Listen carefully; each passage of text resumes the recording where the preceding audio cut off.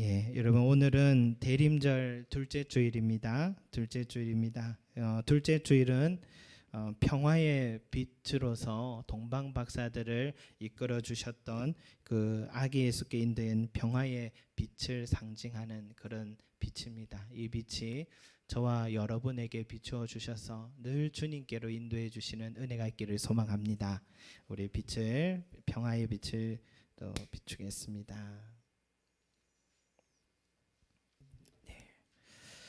예, 말씀 전하도록 하겠습니다. 여러분 예수님께서요 오늘 말씀에 보니까 이제 떠나가신다라고 그렇게 말씀하시면서 동시에 뭐라고 하십니까? 내가 너희를 고아와 같이 버려두지 않고 너희에게로 돌아오리라라고 하셨습니다. 여러분 예수님이 빈말하시는 분이 아니신데 돌아오시겠다라고 그렇게 말씀하셔서 사람들은 믿고 기다렸습니다. 그런데 애매한 것이 있습니다. 뭐냐면 아직 예수님이 안 돌아오셨기 때문입니다. 돌아오시기로 했는데 지금 승천하신 이후로 2000년이 지났는데 아직 돌아오지 않으시고 계십니다. 그래서 2000년 동안 돌아오지 않으셨으니까 앞으로도 언제 오실지는 잘 모르겠습니다. 언제 주님이 오셔서 우리를 고아와 같이 버려두지 않겠다고 하신 그 말씀을 이루어 주실지 우리도 아직 잘 모르겠습니다. 그런데 예수님이 빈말하실 분이 아닌데 그 다음에 뭐라 하시냐면 조금 있으면 돌아오리라. 예수님이 하루가 1000년 같고 그래서 그런지 조금이 왜 이렇게 긴지는 잘 모르겠습니다만 조금 있으면 돌아오시는다고 했는데 아직 안 돌아오셨습니다. 그러나 우리가 다시 한번 잘 생각해 보면 이 조금 있으면이라는 것은 그저 의미적인 차원에서 말했다라고 말하기는 어렵습니다. 왜냐하면 실제 조금 있으면이라는 것은 실제 우리가 느끼는 그 조금입니다. 실제 우리가 느끼는 시간적인 조금을 예수님 말씀하셨지 막연한 그 애매모호한 정치적인 말을 하신 조금이 아니다라고 할 수 있습니다. 이 조금 있으면이라는 내가 돌아오리라 말은 뭐냐면 군인에게 이제 조금 있으면 잡혀가시고 그리고 십자가에 못 박혀서 죽으시고 이제 이 시간 동안 예수님과 제자들은 이제 얼마 동안 만날 수가 없습니다. 조금이죠. 그렇지만 죽으시고 3일 만에 다시 살아나셔서 제자들을 찾아오셨습니다. 그러니까 조금 있으면 다시 돌아오겠다는 말씀은 틀린 말씀이 아니죠. 그리고 제자들과 함께 40일 동안 이 땅에 부활의 몸으로 함께 계시면서 그리고 또 떠나시면서 하늘로 승천하시면서 하신 말씀이 볼지어다 내가 세상 끝날까지 너희와 항상 함께 있으리라 라고 말씀하셨습니다. 여러분 조금 있으면 내가 너희에게 다시 돌아온다라는 말씀은 부활의 주님께서 승천하셔서 먼 하나님의 나라에 가신 것도 사실이지만 동시에 또한 나의 삶에 오늘 이 삶에 구석구석에 임하여 주시고 그리고 내 마음속에 이전보다 더 가까이 함께 내 마음의 주인이 되어 주셔서 함께 해 주신다는 말씀이 조금 있으면 내가 너희를 고아와 같이 버려두지 않고 함께 하겠다 이 말씀인 것입니다. 믿으시기 바랍니다. 그래서 그 후로부터 제자들과 초대교회 성도들은요 예수님을 멀리 계신 분으로 생각하지 않았습니다. 육으로는 이제 뵐 수 없는 분이긴 하지만 그런데 늘 그들의 입술에는 예수 늘 예수님을 만나고 있는 사람처럼 말하고 예수의 이름을 전하면서 병든 자들이 낫게 되고 예수의 이름을 전하고 귀신이 쫓겨나고 소망을 잃었던 사람의 기쁨이 넘쳐나는 삶으로 변화되게 하는 것 그들의 삶에 예수는 멀리 계신 게 아니라 항상 함께 계신 사람처럼 살아갔었던 것입니다. 내가 다시 너에게 돌아오리라 세상은 나를 보지 못하지만 너희는 나를 보리라 이 말씀이 바로 그 말씀입니다. 아우렐리우스 황제가 통치하던 시절 기독교가 탄압이 아주 많았습니다. 그럴 때 서머나 교회의 지도자였던 또 사도 요한의 수제자였던 폴리갑이라는 목사님이 계셨는데, 그 목사님이 기독교 대표자로서 로마의 경기장 한가운데 이렇게 또 잡혀왔습니다. 그는 이제 사형수가 되었습니다. 집정관이 그에게 기회를 줍니다. 황제가 주님이다 라고 외치면 너의 목숨을 오늘 풀어주겠다, 살려주겠다 하니까 폴리갑 목사님이 이렇게 말합니다. 86해 동안, 86년 동안 나는 그분을 섬겼습니다. 그분은 나에게 어떤 그릇된 행위도 하지 않으셨습니다. 그런데 내가 나를 구원하신 왕을 어떻게 모독할 수 있겠습니까? 하면서 그곳에서 화형을 당하면서 이렇게 순교하신 분이십니다. 여러분, 어떻게 이런 말할 수 있겠습니까? 제가 86년 동안 그분은 나에게 한 번도 그릇된 행위를 하신 적이 없습니다. 이 말이 어떻게 세뇌를 받고 될 말입니까? 이것은 살아오면서 매일매일의 삶 속에서 주님께서 실제 살아계시면서 나에게 행하신 걸 체험하지 않고는 이런 말을 할 수가 없는, 저는 그렇게 다가오고 있었습니다. 여러분, 이 뚜렷한 체험은요, 부정할 수가 없는 것입니다. 저는 사실 예수님의 음성을 듣지를 못했습니다. 예수님의 음성을 한 번도 듣지 못했습니다. 그래서 그분의 음성을 들었다는 분들을 보면 참 부럽습니다. 참 부럽고, 나도 예수님의 음성 한번 들었으면 이렇게 살진 않겠는데 하는 생각도 들고요. 여러분, 예수님의 음성을 들었다고 하는 사람들을 신비주의자다, 이상하다 그렇게 보지는 마시기 바랍니다. 왜냐하면 성경에 분명히 예수님의 음성을 들은 사람이 있습니다. 누굽니까? 사도 바울입니다. 사도 바울이 예수쟁이를 한때는 잡겠다고, 죽이겠다고, 감옥에 넣겠다고, 다메섹에 예수 믿는 사람들이 많다고 그를 잡으러 가는 길에 그가 부활의 예수님의 음성을 들었습니다. 부활의 음성을 너무 또렷하게 들었습니다. 뭐라고 하시냐면, 갑자기 길 위에서 햇볕도 아니고 햇볕보다 더 강한 빛이 따로 비쳤습니다. 거기에 비치면서 사울아, 사울아, 내가 어찌하여 나를 박해하느냐. 정확하게 내 이름을 부르고 내가 나를 박해하느냐라고 분명히 말씀을 하시니까 너무 놀라서 바울이 주여 누구시니까 물으니 나는 내가 박해하는 예수라 라고 대답했습니다. 엄청난 충격을 받았습니다. 그런데 이 간증을 다른 곳에서도 또 하는데, 그곳에는 이렇게 말합니다. 히브리 말로 사울아 사울아 내가 어찌하여 나를 박해하느냐라고 제가 들었습니다. 바울이 그렇게 말했습니다. 여러분, 예수님의 영이 바울에게 그 방언으로 말한 게 아닙니다. 히브리 말로, 그것도 역사적인 시간과 공간 속에 존재하는 나라의 언어로 예수님이 말씀을 해주셨다라고 고백했습니다. 여러분, 이것은 뭘 말할까요? 히브리어로 말씀하실 예수님이라면 저와 여러분이 알아들을 수 있는 우리의 언어로도 예수님이 말씀해 줄 수 있다는 것입니다. 우리 한국어도 하실 수 있다는 것입니다. 히브리어로 말씀하신 분이시니까. 여러분, 바울이 그러니까 예수의 음성을 들었어요. 얼마나 복된 인생이 되겠습니까? 그러나 여러분, 예수의 음성을 못 들었다고 너무 아쉬워하지 마시기 바랍니다. 대부분 못 들었기 때문입니다. 못 들은 사람이 더 많습니다. 그런데 사도 바울도 또 이런 경험을 여러 번 한 것 같지는 않습니다. 평생 이때의 이 체험을 평생 간증하는 거 보니까, 제가 보니까 한두 번밖에 못 들었던 것 같습니다.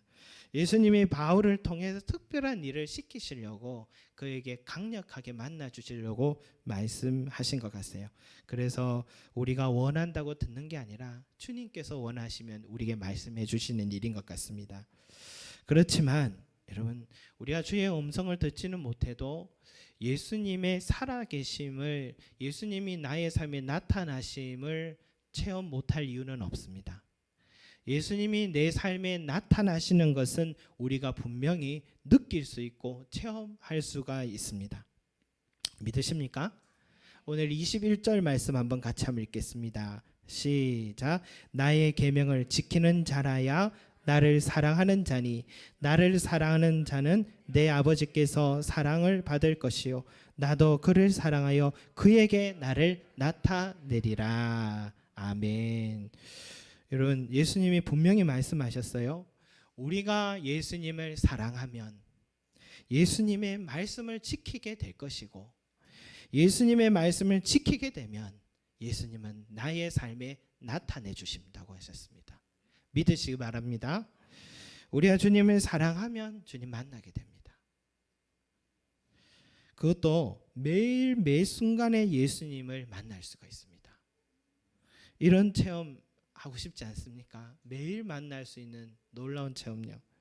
그래서 저는 아까 전에 폴리가 목사님이 내 자신의 인생 86년 동안 주님 한 번도 그릇된 일을 한 일이 없단 말은 이 말이라고 생각합니다.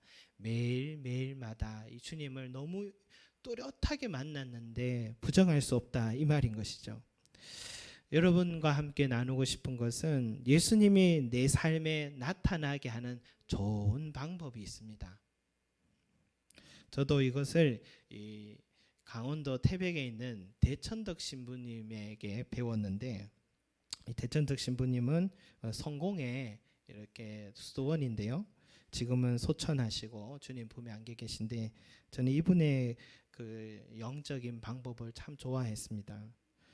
이분은 하루의 아침을 시작하면서요, 제일 먼저 하나님의 말씀을 읽습니다. 읽고 묵상을 합니다. 묵상을 하면서 기도를 합니다. 그러다가 기도 중에 떠오르는 생각들이 있지 않습니까? 그 생각들을 메모를 합니다. 그리고 오늘 하루에 내가 할 일들을 무엇을 할 것인지 기도와 말씀 속에서, 시간 속에서 떠오를 때마다 메모를 하는 것입니다. 그렇게 기록한 순서대로 기록한 대로 생활을 하면 그 시간 밖에서 또 떠오르는 생각이면 이건 혹시나 내 생각이거나 사단이 준 생각일 수 있다 해서 배제시킨답니다. 가능하면 기도의 시간, 말씀의 시간 속에서 그 이 하루의 일과를 기록을 하고 그대로 하루를 살아가면 모든 시간이 다 짜여진 대로 이루어지는 체험들을 그가 평생을 하신 것 같아요. 그래서 저도 목사니까 새벽의 시간을 활용해서 이렇게 그날의 기도 제목들을 적습니다. 기도의 제목 적고, 그리고 또 하루의 일과를 적습니다. 기도 제목들을 하면 우리 성도님들 또 경제적인 어려움들, 치유들, 영적 성장 위해서 기도드리죠. 그 시간들이 다 끝나고 이제 내가 하루에 해야 할 것을, 나의 기도 제목도 적고 해야 할 것을 기록합니다. 이게 저희 하루의 플랜이 되는 거예요. 이렇게 하루를 그래 해보니까 정말 하나님께서 하나하나 또 들어주시는구나, 또 인도해 주시는가 하는 것을 제 생활 속에서 많이 체험을 합니다. 그 중에 저의 이 자랑이 아닙니다. 여러분 오해하지 마시고, 제가 예수님의 삶을 매 순간마다 만날 수 있는 것 중에 하나, 만났던 일들 하나 있습니다.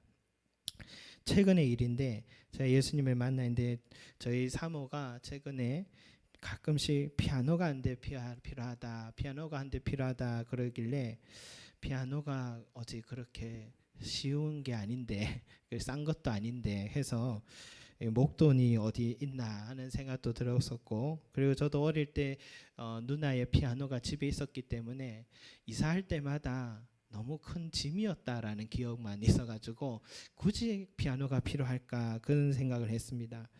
그런데 이 둘째가 피아노를 배우면서 재미가 있는지 농위에 있는 요만한 장난감 피아노 있잖아요. 그걸 가지고 멜로디를 치고 있더라고요. 멜로디를 치고 있고, 또 혼자 책상에서 또 예, 둘째가 지금 듣고 있어서 웃고 있습니다. 피아노를 이 건반이 있는 듯이 치더라고요. 그래가지고 그걸 보니까 갑자기 아빠로서 마음이 짠한 마음이 들더라고요. 아, 피아노를 사줘야겠구나 해서. 근데 어떻게 할까? 그때부터 아침마다 이 기도를 드렸습니다. 기도 제목에 주님 피아노 한 대를 좀 보내주세요 하고 매일마다 기도를 드렸습니다. 하나님께서 들어주시니까 이번에는 의심이 드는 건 아니고 어떤 방법으로 주실까 이런 생각을 했습니다. 아직 어리니까 새 것보다는 중고 피아노가 좋겠습니다 하고 알아보니 한 70만 원 정도 그렇게 하더라고요. 그러던 중에 어느 날 갑자기 저와 함께 예전에 공부를 했던 분들이 한번 오시겠다 했는데 너무 오랜만에 한번 오셨어요. 그게 그날이었습니다. 교제를 나누고 봉투를 하나 이래 주시더라고요. 이게 뭡니까 하니까 우리들의 기도 제목입니다 하시길래 그러면 사양하겠습니다 그랬습니다. 함께 웃었는데 그 후로도 또 더 교제를 나누고 이제 가셨는데 그 봉투 속에 보니까 50만 원이 들어있는 겁니다. 아니 왜 이렇게 많은 기도 제목을 넣으셨을까 그러면서 의아하게 생각을 했습니다. 그런데 갑자기 오후에 생각이 나더라. 아침마다 피아노를 위해서 내가 기도했었지 생각이 나더라요. 그리고 이틀 뒤에 둘째가 얼마 전에 피아노 미술 대회를 나갔는데 생각지도 않은 상을 타게 됐습니다. 그런데 그때 상금은 얼마 되지 않은데 갑자기 동구청에서 동구를 빛낸 사람에게 장학금을 준다면서 상장을 가져오면 장학금을 준대요. 그래서 화요일 날에 50만 원이 들어왔고 목요일 날에 이 동구청에 가서 또 상금을 받았는데 그게 20만 원이었습니다. 그래서 정확하게 그 주간에 70만 원이 만들어지는 거예요. 그래서 우리 예수님 참 정확하시다. 어떻게 배달비도 안 주시고 이래 정확하실까? 그러면서 너무 정확한 하나님께 예수님께 감사를 드렸죠. 그러면 이제 그 돈이 마련됐으면 피아노를 빨리 사야겠다고 달려가야 되는데 이제 제가 좀 철이 들었는지 사는 것도 내가 마음대로 하면 안 되지 하는 생각이 들더라고요. 왜냐하면 예전에 우리 교회 차량을 구입할 때 제가 막 먼저 기도도 안 하고 바로 뛰어갔더니 중고 사기단을 만나가지고 너무 고생한 적이 있었거든요. 그래서 혼쭐이 난 게 있었기 때문에 그때 깨달았습니다. 내가 주님보다 한 발 더 앞서가지 말자. 주님이 가라 하실 때까지 기다리고 기도하다가 하라 하시는 신호가 오면 그때 발을 내딛자 하고 또 물질을 주신 우리 주님께서 구입하는 것도 주님이 하실 일이지 하고 2주간 또 기도를 했습니다. 2주간 신호가 올 때까지 기도를 했는데 오랜만에 선배 목사님을 만나게 되고 그분이 아는 그 조율하시는 분에게 부탁을 좀 했더니 이 목사님 본인이 그날 밤에 인터넷에 들어가시더니 바로 중고 피아노를 알아내셨습니다. 그래서 어느 집에 전시용을 구매해서 잘 사용한 깨끗한 새것 같은 참 좋은 피아노를 발견하게 되고 그 피아노가 지금 저희 집에 와 있습니다. 그 피아노를 이렇게 보면서 제가 어떻게 여기 와 있을까? 우리가 한 것은 그저 아침에 기도한 것 말고는 한 게 없는데 준비하고 마련하고 이 자리에 옮기는 모든 것들을 다 우리 주님이 하시는 체험을 하면서 주님의 사랑이 참 감사했던 그런 시간이 있었습니다. 여러분 다시 말씀드리지만 이 중고 피아노 하나 가지고 자랑하는 게 아닙니다. 자랑한 게 아닙니다. 오늘 이 설교를 옆에서 보던 아이가 큰아들이 아빠 또 이 이야기야. 세 번째 한다고. 세 번째 한다고. 예. 자랑하는 게 아니라니까 자랑한 거 맞잖아 그러더라고요. 여러분 자랑하는 게 아닙니다. 제가 뭘 얘기해 드리고 싶으냐면 우리가 매일의 삶 속에서 예수님이 살아계시고 또 나를 도와주시고 함께 하신다라는 것을 느낄 수 있는 방법이 있다는 것입니다. 그것은 예수님의 계명을 따르는 것입니다. 예수님의 계명을 따르는 것은 예수님이 하신 말씀을 순종하는 겁니다. 예수님이 구하라 그리하면 주실 것이요 내가 행한 것보다 더 큰 일도 행하리라. 주님께서 분명히 말씀해 주셨으니까 우린 그걸 그대로 순종하고 따르는 것입니다. 그리고 해야 될 것은 주님이 신호를 주실 때까지 한 발 더 내가 앞서지 말자라는 것입니다. 구하고 기도하고 있으면 반드시 신호를 주실 때가 있습니다. 그래서 내가 좀 둔해서 못 들으면 들을 때까지 말씀해 주십니다. 우리 주님 그런 분이시죠. 그렇게 한 걸음씩 삶을 걸어 나가는 것이 그리스도인의 삶이요 주님의 계명을 따르는 삶인 것입니다. 그리고요 내가 주님의 계명을 따르는 것 중에 또 하나는 뭐냐면 내 생활에 거룩함을 지키는 것입니다. 내 삶의 거룩함을 지키는 겁니다. 기도는 열심히 했고 말씀도 열심히 읽고 그랬는데 우리가 예수님을 만나지 체험을 잘 못하고 있다면 그것은 내 삶이 내 생활이 깨끗하지 못할 때 일어나는 일입니다. 예배, 기도, 말씀, 묵상 등 경건의 생활도 중요하지만 내 몸과 영혼을 거룩하게 지키지 않게 되면 예수님이 내 안에 거할 수가 없고 예수님의 능력을 발휘할 수가 없게 됩니다. 그래서 바울이 뭐라 했습니까? 너희 몸은 너희가 하나님께로부터 받은 바 너희 가운데 계신 성령의 전인 줄을 알지 못하느냐. 우리 몸은 우리 것도 아니고 성령의 전이다라는 것입니다. 여러분, 우리 몸은 거룩한 성전입니다. 성전이라는 것은 예수님의 영이 임하시는 장소입니다. 우리가 교회 올 때 깨끗한 옷차림으로 오지 않습니까? 이곳은 거룩하신 하나님이 갈하시는 장소라고 우리는 그렇게 알고 오지 않습니까? 마찬가지로 내 몸도 하나님의 거룩한 전이기 때문에 내 몸과 마음을 더럽히는 것이 있는가를 항상 살펴야 합니다. 살핍니다. 그것이 있는 한 예수님이 내 안에 거할 수 없기 때문입니다. 예수님을 따르는 삶을 살게 되면 우리는 자연히 음행을 멀리하게 됩니다. 그리고 보지 말아야 할 것을 끊게 되고 만나지 말아야 할 사람 관계를 끊게 되고 그리고 먹지 말아야 할 것 마시지 말아야 할 것들을 먹거나 마시지 않게 됩니다. 또 그런 것들을 자연히 멀리하게 됩니다. 그리고 점쟁이나 우상 같은 것을 통하여서 내 영혼을 더럽히지 않게 됩니다. 그리고 가까운 사람 사이에 시기하는 마음, 질투하는 마음, 헌담하는 내 입술, 판단하는 마음 이런 것들이 자연히 자꾸만 멀어지게 되는 것입니다.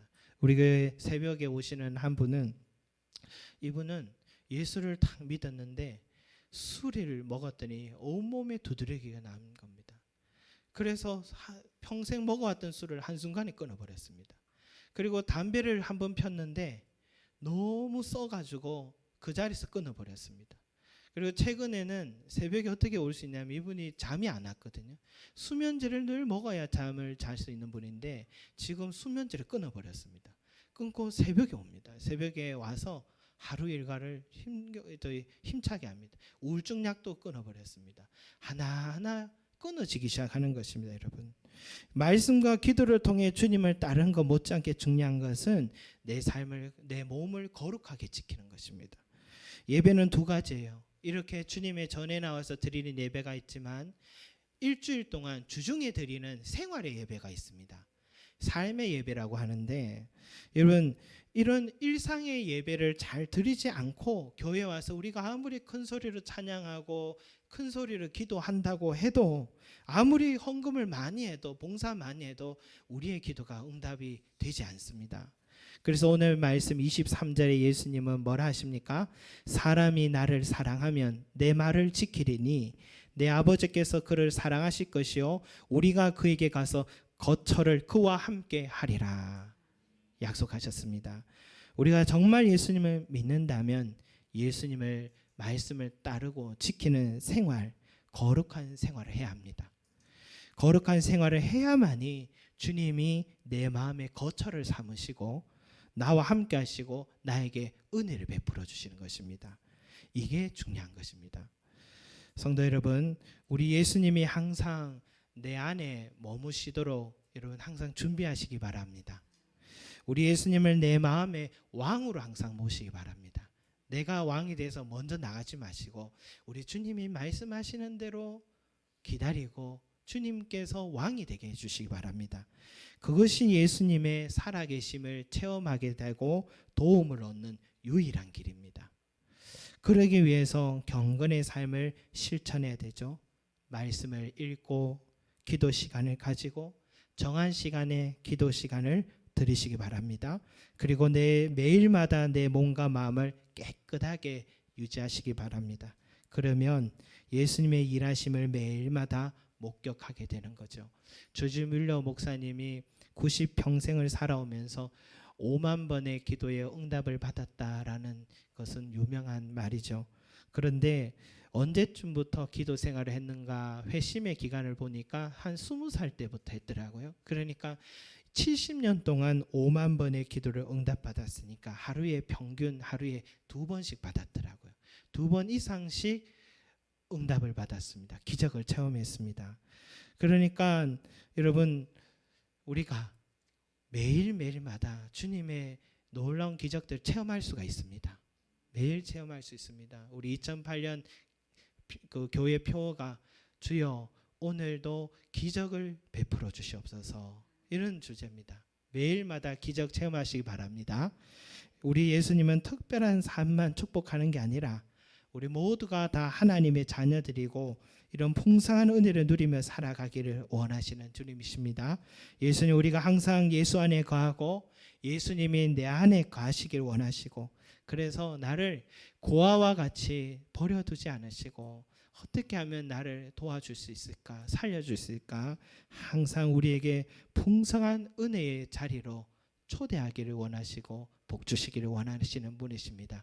이 주님을 내 마음의 주인으로 모시고 여러분 매일마다 풍성한 은혜와 기적을 체험하시기를 소망합니다. 기도드리겠습니다. 사랑과 은혜가 많으신 우리 아버지 하나님, 이 은혜를 누리기를 원합니다. 주여, 이 풍성한 은혜를 주시는데 저희가 준비되지 못하여서 받지 못했던 지난 삶을 용서하여 주시옵소서. 아버지 하나님이여, 힘들다 하면서도 이 은혜를 누리지 않고 있는 저희 어리석음을 긍휼히 여겨주시고 이제는 형통한 삶을 살게 하시고 기쁨과 소망이 넘치는 삶을 살게 하시고 매일마다 주님이 주시는 풍성한 꼴을 먹으면서 주여 기적을 체험하면서 살아가는 우리 송림제자교회 모든 성들이 되게 도와주시옵소서. 감사드리며 예수 그리스도 이름으로 기도드립니다. 아멘.